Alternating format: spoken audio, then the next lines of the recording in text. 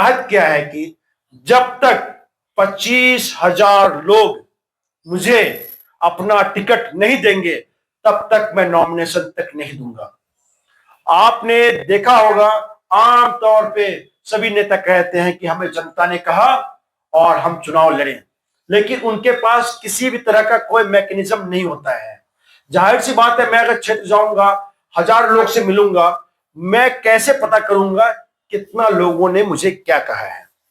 तो इसीलिए मैंने एक पंपलेट छपाया है और जनता को अपनी बात बताऊंगा, और जो जनता कहेगा कि आपको चुनाव लड़ना है तो मैं कहूंगा आप लिख के दीजिए और टिकट दीजिए। आज का प्रेस कॉन्फ्रेंस अररिया की राजनीति के लिए बहुत ही अहम है। आज कुछ ऐसा होने जा रहा है जो इससे पहले कभी नहीं हुआ है। हम जब यहाँ पे आए थे तो हमने कुछ ब्लूप्रिंट बनाया था कि अररिया में कैसे राजनीति की जाए और कैसे आगे बढ़ा जाए और कैसे काम किया जाए।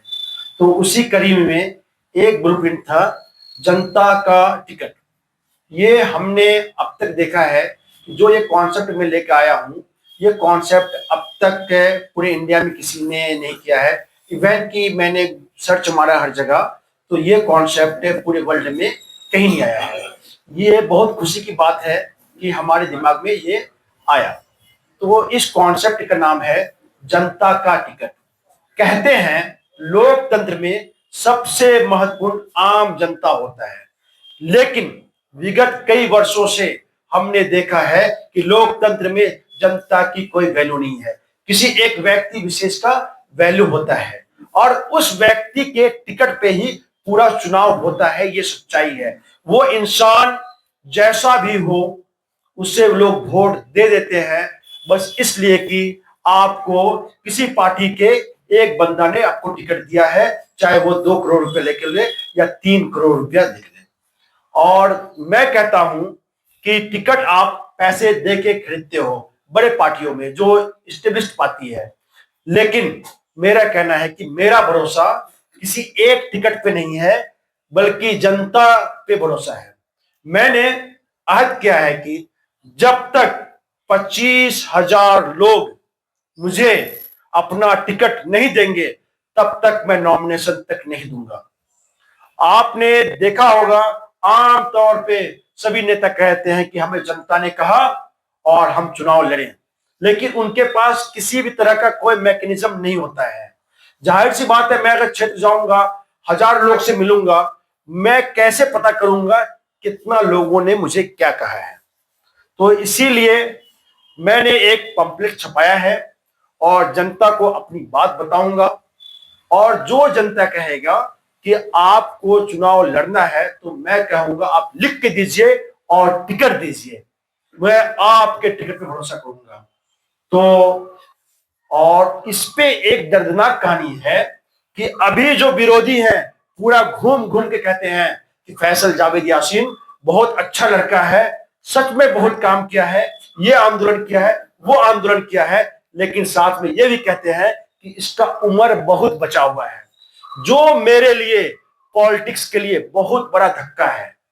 और मैं उन लोगों को कह देना चाहता हूं कि आपके तेजस्वी यादव से मैं उम्र में बड़ा हूं, पढ़ाई में भी बड़ा हूं, और मुझे ऐसा लगता है कि मोहब्बत भी जो पब्लिक से मिलती है उससे बड़ा हूं।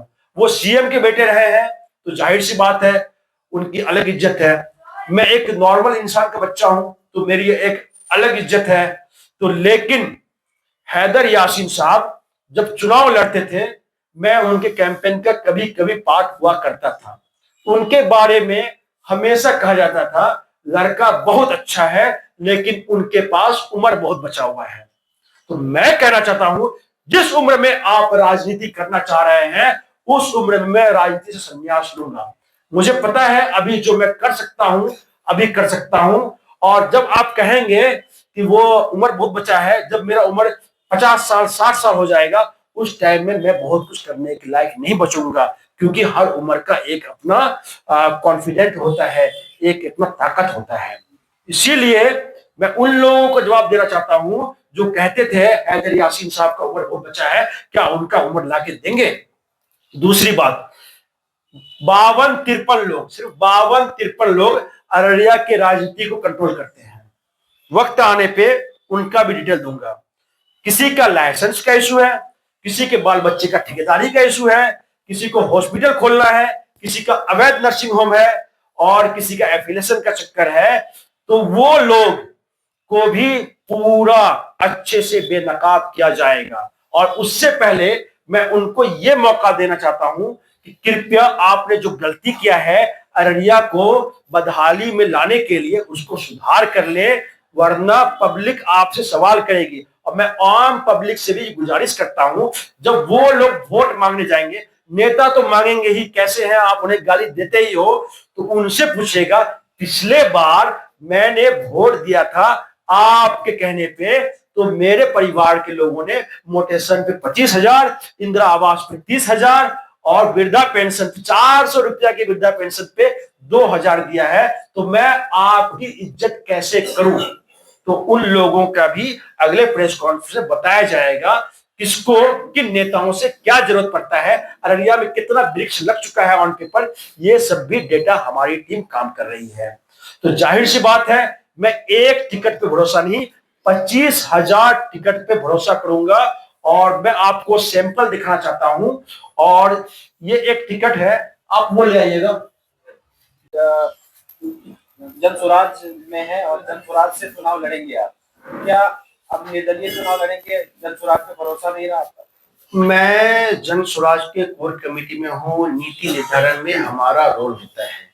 जन स्वराज में सही लोग, सही सोच और सामूहिक प्रयास की बात की गई है, जो गांधी जी के विचारधारा से मिलता है। तो जाहिर सी बात है कि गांधी जी का जो था ग्रामीण विकास और सत्ता का विकेंद्रीकरण, तो हम टिकट के लिए सभी टिकट से जनता के टिकट को सर्वोपरि मान रहे हैं। और ऑब्वियसली बात है कि वहां से मुझे टिकट मिलना है, इसमें कोई दो राय नहीं, लेकिन नॉमिनेशन मैं करूं ना करूं इससे पहले जब 25,000 लोगों से मुझे जाके कंसर्ट लेना है, मतलब टिकट लेना है, बस यही बात है।